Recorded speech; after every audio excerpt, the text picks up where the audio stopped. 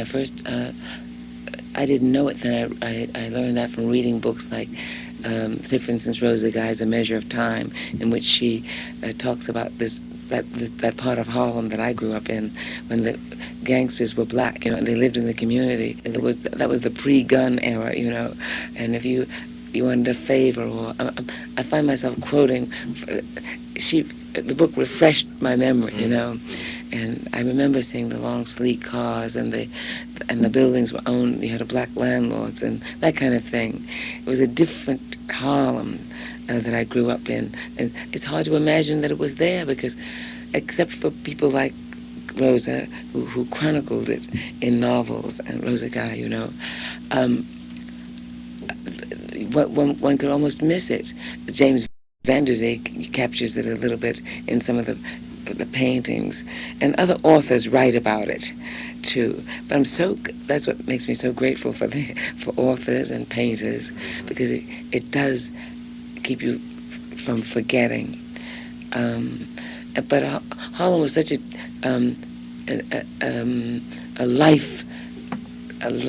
lively place. It was full of joy and light, and also I remember the despair and pain of seeing people with their furniture out in the streets. Say, for instance, during the Depression, people, that kind of thing, if you didn't pay the rent. I remember compassionate landlords and people getting killed, and I remember seeing policemen beat what they call head whipping. All that I saw, and as well as the kindness and the concern of the gifted for the younger gifted. Today, when I think of Harlem as being a beautiful woman who didn't know she was so beautiful, and or a handsome couple, and this beautiful woman is giving and generous, and she opens her arms wide and to newcomers and those who need her embrace, and then comes somebody along who doesn't appreciate, who is greedy and selfish, and doesn't want the joy, wants the joy all for him or himself mostly. Mm-hmm. I think about the gangsters that came in and took over Harlem. Mm-hmm. I think about it became something rather than the sum total of the people who live there. Mm-hmm. You know what I'm saying? And so this generous, marvelous woman in her embrace was infected by those who didn't wish her well. Mm. And in Mario Puzo's book, The Godfather, he said Harlem became the place to dump the drugs, because after the black gangsters were removed, by killing it, the gangster scene was changed.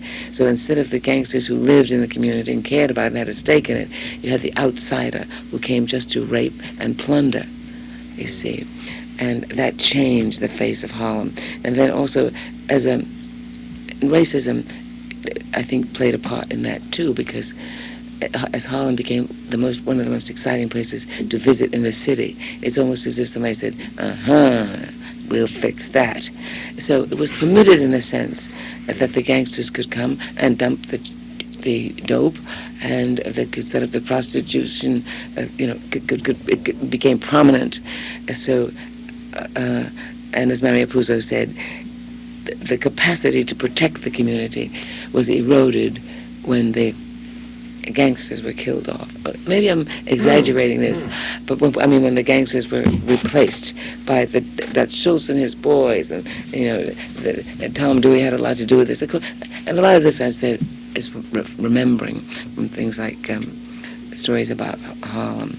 And most recently, of course, is Rosa Guy's book, A Measure of Time, that I'm absolutely mad about, maybe because it describes so much with which I'm familiar, and a lot that I'm not too. But so does that, if I sound, That's a sound remarkable answer. I'm being romantic about it? No, that's an extraordinary insight. I guess what I'm tempted to ask next is, what was the artists, the cultural, the response of the political spectrum to all of these assaults and all these ravages?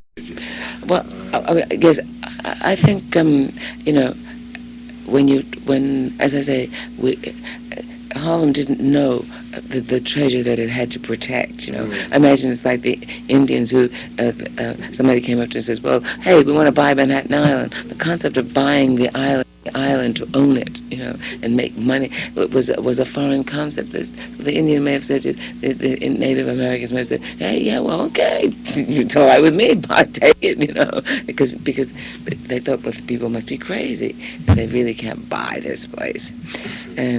But the truth is, it could be seized and restructured and exploited and grabbed and parceled out and polluted and made a mecca, and the trees could go for the stone forests, that is spoken about. So what did you ask me? I was asking about the cultural response to all of this. How do you feel how do you feel about the cultural political response to those realities, the economic response? Yes, I know. How do I feel? The innocence kept us from knowing what riches we had to protect, not only in terms of the citizens themselves, not only in terms of Harlem as fertile ground for creative expression, and it began to be exploited by the more ruthless and the more cunning.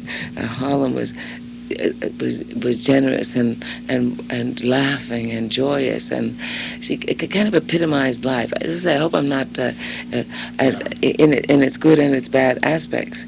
So I'm thinking that that it allowed itself. She was ravished by whoever had the power to ravish her. So I guess you're saying today, you could dump the drugs, and the government could close its eyes, because after all, Harlem was getting too prominent anyway. Everybody wanted to come. Black people, you have to squelch the thing in the bed. You have to scotch the promise. And so I really feel that Harlem was an area where the subtext, political thing as racism dictated, was to destroy the place, kill it. And I think now it's in full force because the property is so valuable, and Harlem not realizing what a marvelous thing it was, being generous, being children of the sun, being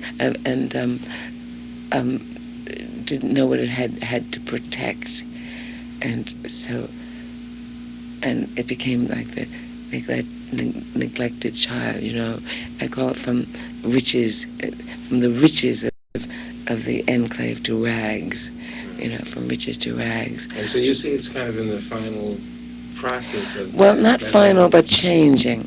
And also from the bank's point of view, black businesses couldn't thrive because the banks wouldn't lend you money. I know I had friends with restaurants, and to get money until Carver came, and then later Freedom National. Blacks, had a very hard time investing in where they lived. So that was another big minus in terms of a thriving community, because a community that can't employ its own. And so, although I'm not a gangster, but there was something that that element did for the community. I'm thinking, because the black gangster lived there, and there wasn't the gun traffic. It wasn't that kind of thing. It meant something to you, I assume, to see a black landlord. Yes, and also the community, the war. Yes, and politically, it was a very Adam Clayton Powell came out of that strength of a vibrant black support system, community support system, and it meant something. Yes, I remember my landlords were black, in those days when because we came, you know, why Harlem was Harlem, because it was the travel situation. Nobody wanted to come that far uptown because there were no subways and stuff like that. The connections were too difficult, and the properties that were built went begging until this developer, I think it was Naylor, a real estate developer, took a chance and said, well, he could sell these houses, and he began to bring blacks to Harlem.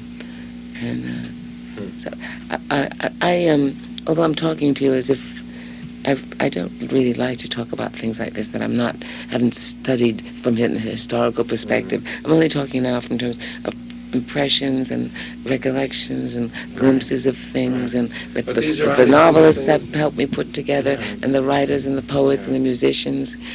You know. But these are obviously things that contributed a great deal to who you are and your personality. Oh yes, I'm from Harlem. I'm from Harlem. I didn't know how to say. I didn't know that, until I was good and grown. That I'm from Harlem. I'm from a black community that was the epitome of a lot of things. That was the best of everything and the worst of it too. But mostly the best.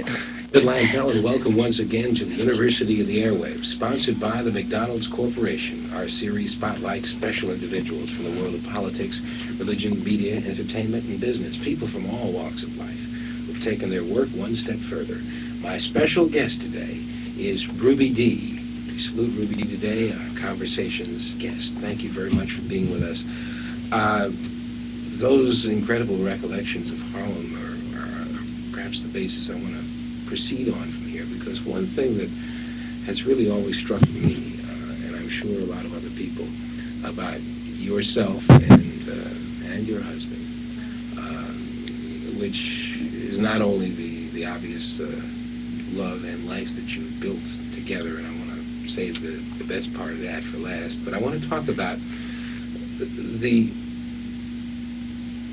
evolution of the public you. Obviously, there are many schools of thought in the theatrical community today. I'm sure you could walk up and down Broadway and find the vast majority of people without any difficulty running out of backstages telling you, if you were to ask about politics and what are they doing in this election season or any other political season, hey, I'm an artist, I'm not into that stuff. You, on the other hand, are very much a product of an era when there seemed to be this conscious melding of all of these different things: culture, politics, art, music, change. How did that atmosphere, that sort of melange, develop for you and at that time, and how do you manage to preserve it? Well, I'm going to try to answer. I so miss my husband because he's great at putting things in perspective, but he's out of town, and we work when we can in this business. But we are the sum total of all our experiences. There's nothing that our eyes light on, that our ears open to, or that we can sense, that doesn't in some way become part of us. I think we're giant mirrors. We have a series of infinite mirrors in our brains, and everything becomes part of the territory. I call it the person, the territory of me. Some people have greater capacities than others, I think, for absorbing from the territory, from the field. They have. The suction is stronger, I feel as if I have a very strong suction, except I don't have a good memory, so I don't understand that. I don't have a good memory in terms of what happened to me years and years ago and stuff like that. But, so we are the sum total of a lot of things. I can't understand how we can separate ourselves and be just one thing. I can't think of a dentist as being a dentist. He's first a man or a woman, he or she, and what led up to, up to the decision to be, I can't think of not living in Harlem. I can't think of not having politics as some part of my deep consciousness. My mother was very aware. My father came up in the era when A. Philip Randolph was organizing the sleeping car porters because he worked on the railroads. My mother had been a teacher. We were. I remember the politics affecting people's lives, in terms of projects and the WPA and all those letters that I don't, remember strongly, but all those things were swirling around me at the time. Adam Clayton Powell, the street speakers, you couldn't walk the streets without somebody talking about something. So you become a sum total. You become a political person. You become a listener. You become compassionate. You become a lover. You become a hater. You become you start forming your judgments, and that's what I think. And then now that I'm older, I think, oh, what a marvelous thing that all these influences should be part of our children's subconscious, swirling about them, reading, not shutting off anything. That was what was marvelous about Harlem. You had there was Father Divine, and you had the Amsterdam News, and of course there were all but in a sense, Harlem was a cocoon too. But then you went to white schools with white teachers. Later, I went to school, elementary school in Harlem. Reflect them back out, so you become also a reflection. But you made the comment about people who have become, into one thing.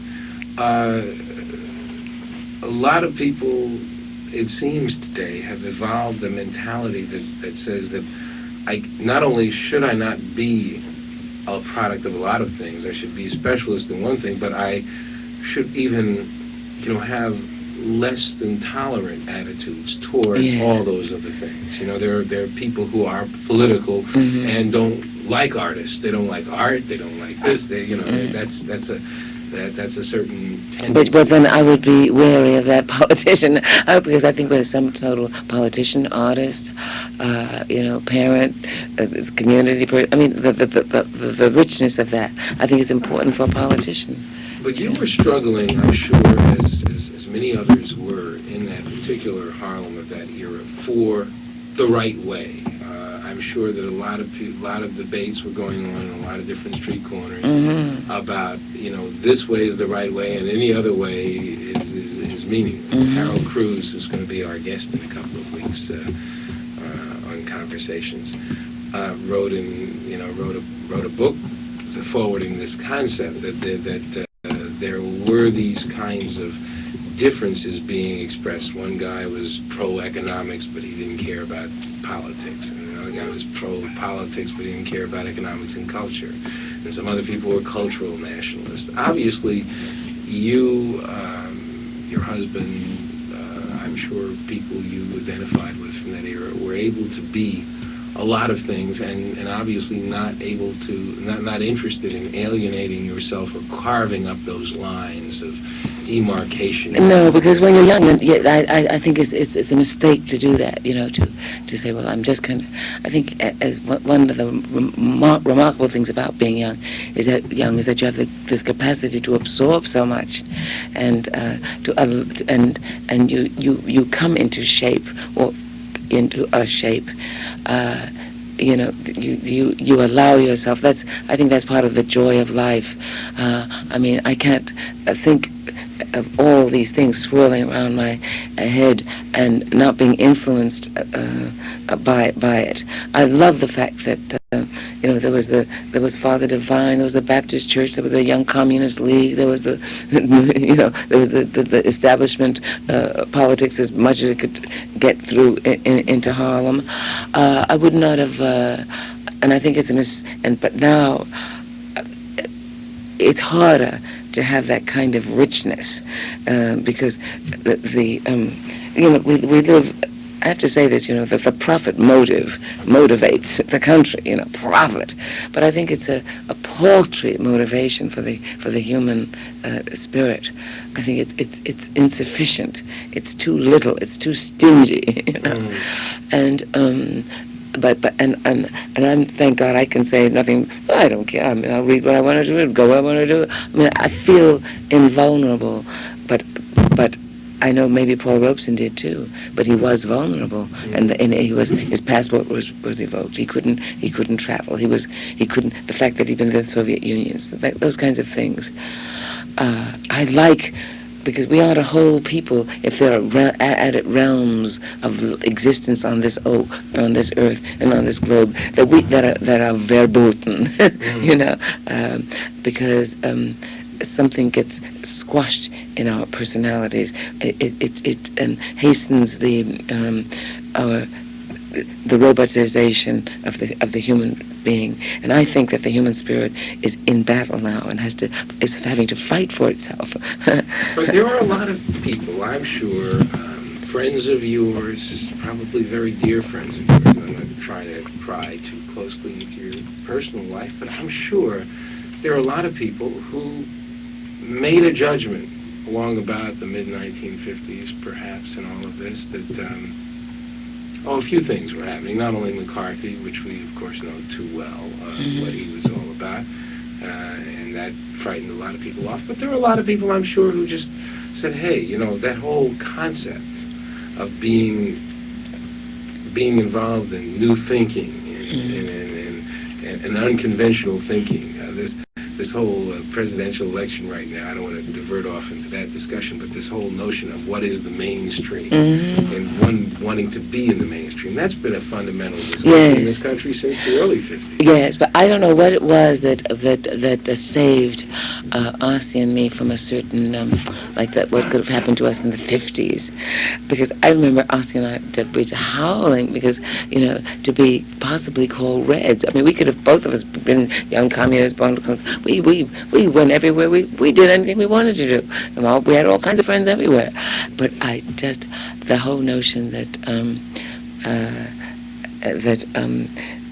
blacks could be called red, because you put some red ink in some black ink, you'll never notice it. I mean, the whole concept of blacks being worried about being called red, or some, we couldn't deal with it. Of course, they tell us that it affected us, but I never noticed it. All right, but it did. Because it did end up isolating a lot of people. I'm sure you know. Oh yes, it did. Oh yes. Oh, I'm not denying the fact that it affected a lot of people. How is it that you were able to deal with this? I mean, you must have thought for a moment about what is the difference between an Ossie Davis and a whole bunch of other people who basically went off to their basement and closed the windows, or. Well, I know there was a terrible time for America, but I feel that if I'm proud of anything, I feel proud of the fact that even though I got my name in the papers, because I was, I believe that the Rosenbergs were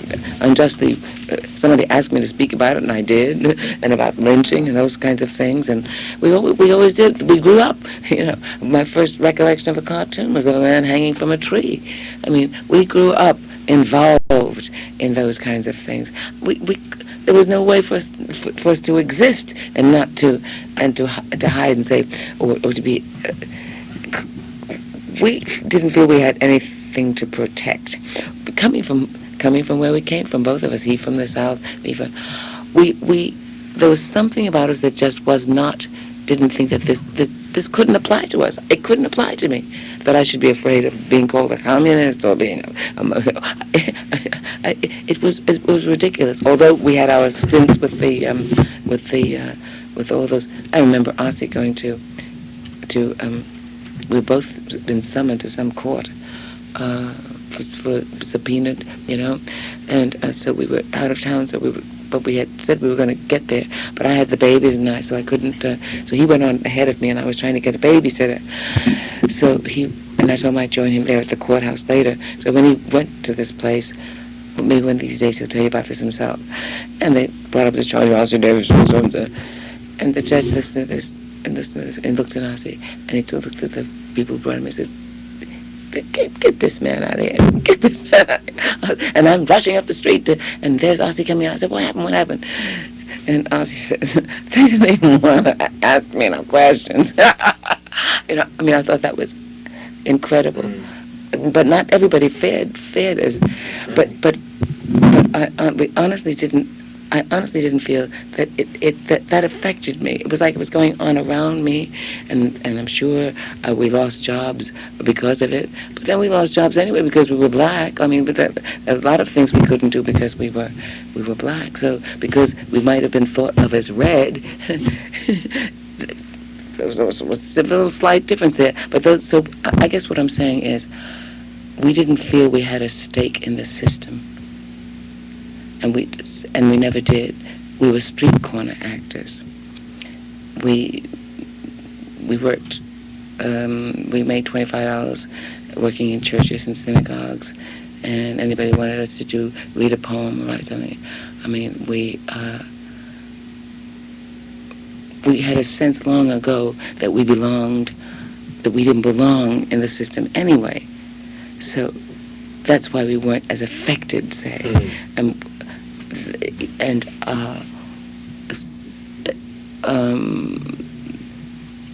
trying to think what was the difference between us and some of our friends who lost so much, because on the contrary, we did very well during that period.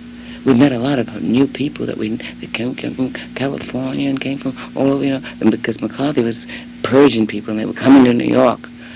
You know, the McCarthy era, and we never would have met some of the marvelous people that we did had it not been for that. It's an intriguing question. And they influenced our lives in very profound ways as artists, those people who came. And like I said to one of my good friend, I said, hey, if you all weren't in this red thing, I never would have met you. You realize that? You know, I never would have done the Welsh Shalom Aleichem and met Howard De Silva. I don't know what the political things were. I didn't even care. I mean, that people were running from this person when they walked in the room. I said, oh my God, we couldn't get over that. But we understood. You know, we understood, but we couldn't feel it. We couldn't marry it. And even today, of course, the whole thing has matured quite a bit. It's a lot more slick than it was perhaps back then.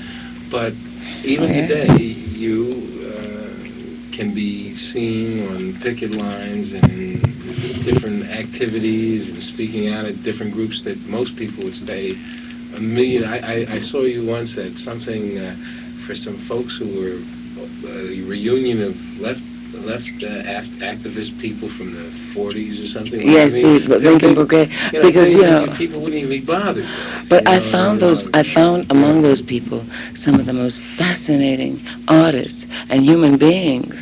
You know, I didn't have to join them. Like Malcolm. Malcolm came out of Harlem. Father Divine. I can't imagine anything dictating to me that I must shun those people. I can't. And miss half of myself, you know. It's like walking over yourself. It's like we really all are connected. But you were more than a spectator. No, that's what I'm saying. I was more than we were.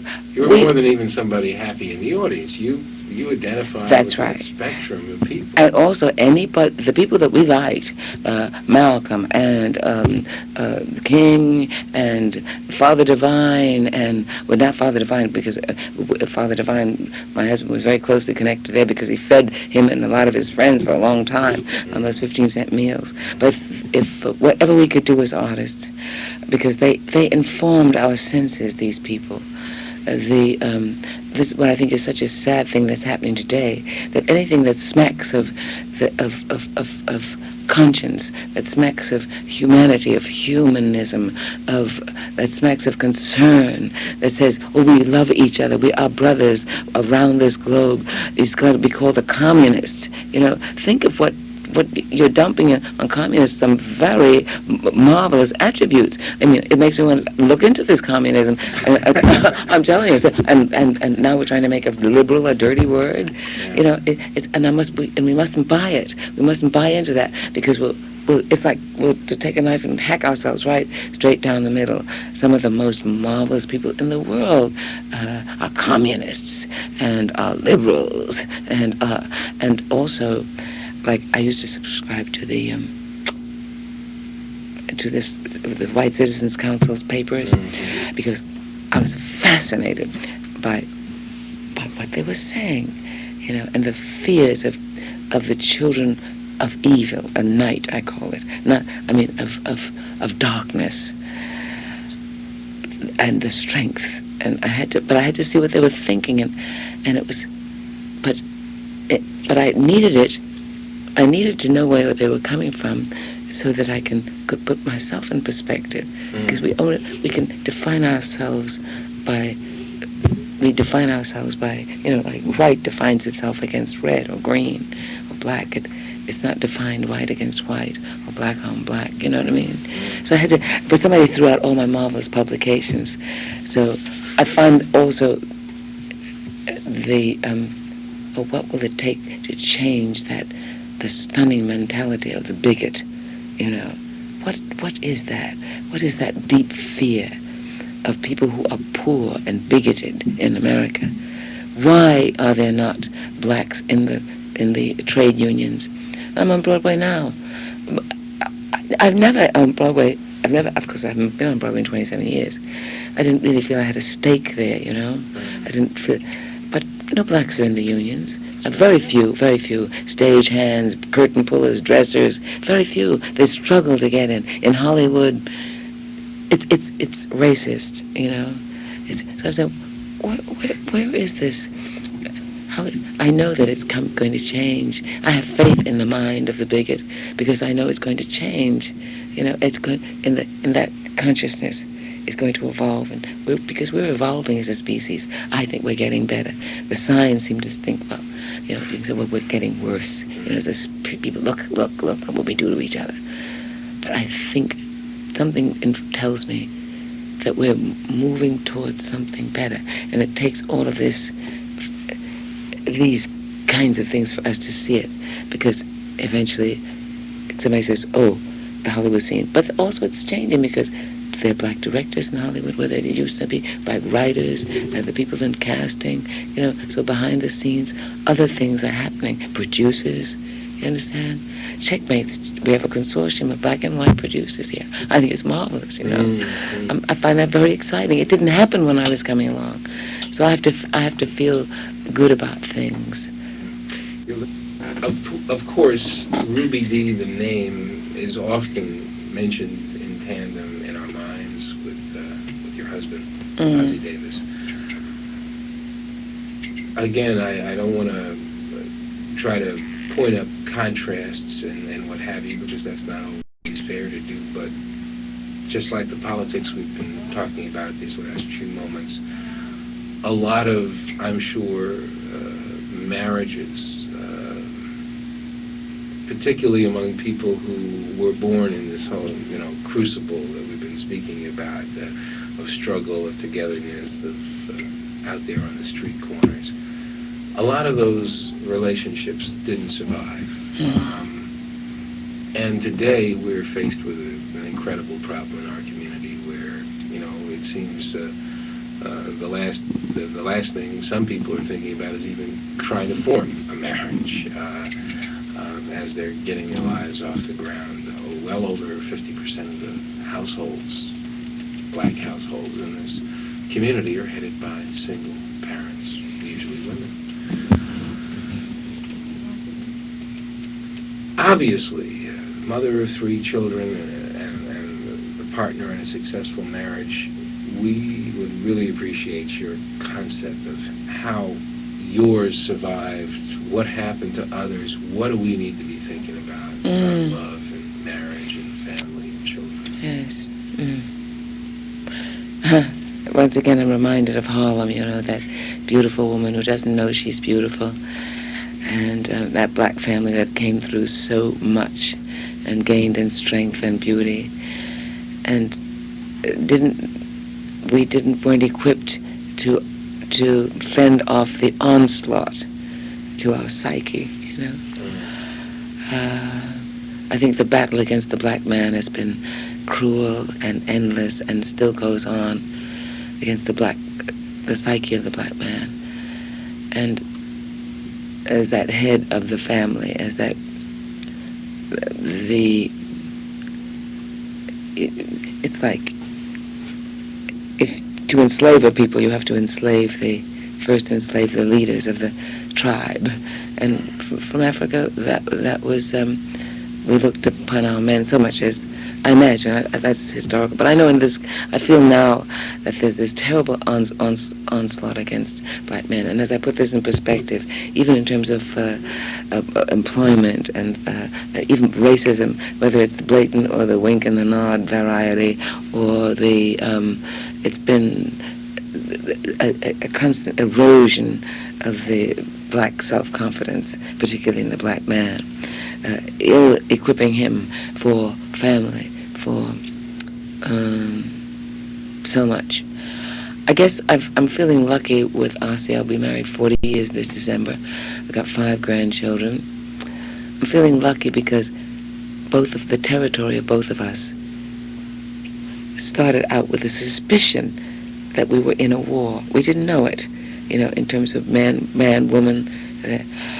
But Ossie is a prolific reader, and we're both observers, and we're both, as I say, those, we suck in life and influences, and he's a great respecter of history, and so we knew. So in a sense, we were married on 2 different levels, just as man, woman, but also we sensed before we could articulate it that we were also part of something bigger than ourselves, black family. The onslaught, we both were aware of what was happening too. I remember Ossie facing the fact that getting goosebumps in some situation where a white woman was involved in a public thing, and knowing that he was this way because it's in the atmosphere. It was beaten into us. The subservience, the confidence erosion, the think as I think, or you don't think well, or you don't think properly.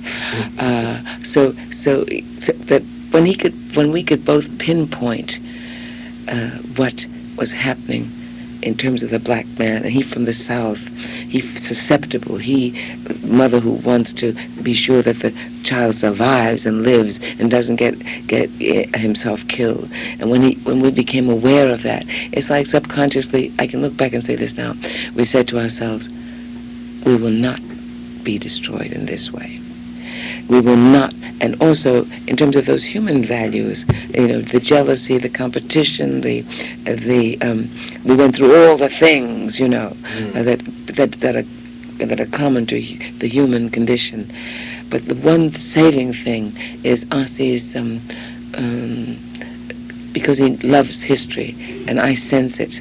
They say, this. We're not here alone. This has happened before and before and before and before and before. So we have to move around that, to stay together. You have to work at it, and you have to know that you have to put all this, like when you have a baby, you think, how could this emotion possibly happen to every woman in the whole world who has a baby? It seems so special. It seems just, it can only happen to you. Love and orgasm and oh God, it's so marvelous. I mean, this is just a common thing, like drinking water. It just happens in its place, in its space, in its time. And when you feel yourself as part of the whole human experience, when you say, when you even start to thinking, hey, maybe God is really all of us in all these pieces, struggling for definition. So I suppose the most fortunate thing that happened to us was the realization beyond Ruby and Ossie of who we were, historically, from a religious perspective, from, we're so much more than we are. And then being self-effacing, I'm trying, although that's all part of something too. I said, well, there's no more time for that. I am mother, I am senior, I am elder. I have to be able to articulate what happened. I have to be able to articulate how we got from wanting to hating each other for moments to saying, no, that doesn't count. We love. The competition, from competition to that doesn't count. We support. From saying envy. Oh no, I wish the best for you. I want the best. You must have your best. I mean, that it came from around those things, so that, and then you begin to know then what love possibly is like, because Jesus loved us. He gave his life. I mean, I'm trying to put it all so that it's no just. Of course, we were lucky. We were two people that our genes or something in our territory brought us together like skin crawling over a wound. So we were lucky in that way. Have you considered? I mean, one of the things that you hear most often about a successful marriage formula, people talk about today, is never get involved with anybody in your own field of interest or your own business or your own endeavor. You are the living opposite of that. Oh yes. Saying, how do you think about, what do you think about that kind of advice? And I guess I'm asking it because obviously, in order for a marriage to be successful as you're describing it, one must be in a position to give something to the other. Yes. Oh, yes. And in this business, the riches, if yourself, you want to be on stage, you want to be a success. I'm a successful singer, and I dance, and I do my number, and so forth. But as an actor, and this can happen as a singer to musicians, we belong to the arts, or a soul of a people. And so the job becomes, there's so much work to do till you have to let go of me the actor and me the star and me the performer, and then you move into something else. You move into, as you look at other actors and writers, and you see how the definitions and the artists from centuries and all over the world and through eternity, they put the human experience into context and they breathe meaning into it. So your little self-concern becomes very insignificant, So it becomes, if you're lucky, it becomes, you have so much to share that you're both discovering. You're discovering so much that you have to share through the territory of yourself, So that helps. But as I say, I think love evolves. It's like marriage. I've said this before. The wedding is just an incident. You get married on a certain day. I mean, you have a wedding. But I think you marry for many years and marry many times a day, in a week, in a month, at some level. The marriage is a process. Marriage is a process. And I used to just say it, but now I deeply believe it. And that there's some areas where you can't marry and that you won't marry. But if you're lucky, you'll be married at more levels than you will not be married, or that you'll be divorced at within this marriage after the wedding, Do you believe that you could be what you are, and believe the things that you believe, or for that matter, that your children could be what they are, believe the things they believe in, were it not for this harmonious, no, I shouldn't use that word because you didn't use it, but this blending of spirits. Do you think? And the struggle of spirit too, the blending and the struggle, and the realization that part of the job, part of the work of the spirit is struggle, as well as blending. I mean, you work at it. Right. Did I believe what? Do you believe that you would be? Could you be Ruby Dee without being all of that? No. No. I couldn't. We are the sum total of these realizations and expressions, and and I think, oh, how marvelous it is to get older, although I still have yet to overcome there's something about dying and that kind of thing that I've yet to bring into my territory. But I'm beginning to sense it, and the fact that I say to myself, oh, I'm elder of the tribe. I must have something to share with the young people. I must become mother. I must help. I must do my part to enrich the soil that this thing can grow. I must do battle. I must do battle. I think more warriors should be past 60.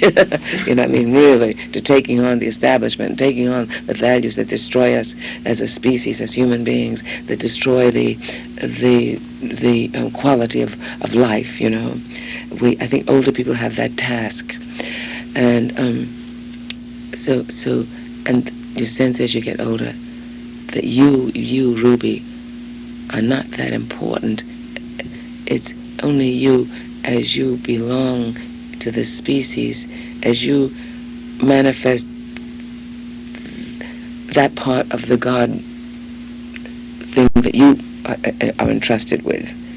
Only as you can fulfill, and that is the life important. Are you satisfied with the youth that you see out there following you up in this field? Are you satisfied with their instincts about these types of things? Oh yes, I'm enormously encouraged by young people. I think their task is infinitely more difficult, but I mean more complex, shall I say? But then I think they come with the equipment to deal with it. My grandson, he can already deal with the computer. I mean, I don't have the patience, But he looks as if he's come with the capacity already, and he's already knows about outer space, and I mean, it's common coin with them, So I have great faith that if the elders do their job in terms of helping with the values, the specifics of the values system, and say, and tell, don't be afraid to struggle, and don't be afraid to fight. Thank you. You said at the outset of this program that you are not like your younger sister who remembers everything, but at the same time you also define in some magical detail the almost sponge-like process through which you try to absorb information, but you don't remember it all, in a way. You don't in your conscious mind remember it. How do you still, what is that thing that helps you still be a person that's trying to turn over ideas, information, absorb them, form them, and still be open to new things each and every day? I mean, so much about the creative process, unfortunately, whether it's just limited cell capacity or whatever, it just seems to die in some people long before physically they ever do. What is that thing that keeps you looking at every day a brand new day? Yes.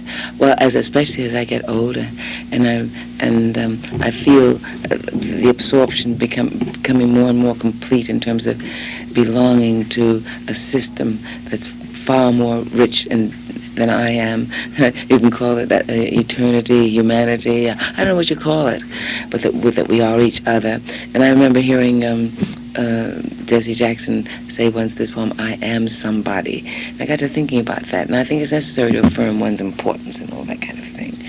But it rolled around in my head because I've had a hard time with that anyway, saying I am somebody. And I think I'd like to do more of that though. So when I ask myself why and what I really felt that felt comfortable to me, and in my book, My One Good Nerve, I included this poem called "I Am Somebody" based on his "I Am Somebody," because I feel, well, yes, I can say I am somebody if I can say it like this, and I hope I can remember. if I can say I am somebody, I am somebody, you hear? I said, I am. I say, I am. I say, I am somebody.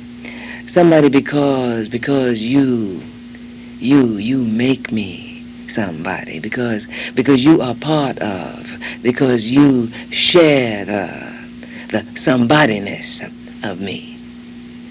When you laugh, you make my lips a part of laughter. When you cry, tension pulls me from inside. When you are hungry, my food turns to poison, makes me burst. Bony fingers clutch my tongue when I know your thirst, because you are part of, because you share the somebodiness of me. When I see your precious blood out of place, your bones exposed in death, my blood chills and stops as I try to give you breath. I must keep you from all fear and danger. I must woo your peace of mind, help you find joy, help you find release, because you are part of, because you share the somebodiness of me. I cannot own that which you cannot also possess. Your crime is mine, and from now on I'll confess, because you are part of, because you share the somebodiness of me. You are at the other end of the steel spring of hate, so I cannot hate. When you know my love will warm you, cleansing deep. So let me take your hand. Let me touch your fingers, feel your face, know your heartbeat, and that I can only be somebody if you can be somebody. I am only somebody if you are, and if you can be or are somebody too. You know what I'm saying? That's how it operates. Because, well, yeah, and I think that's sounds reasonable to me. Ruby Dee, thank you very much. I'd like to really thank you for sharing yourself with us today, your life and experience. You've been listening to the University of the Airwaves.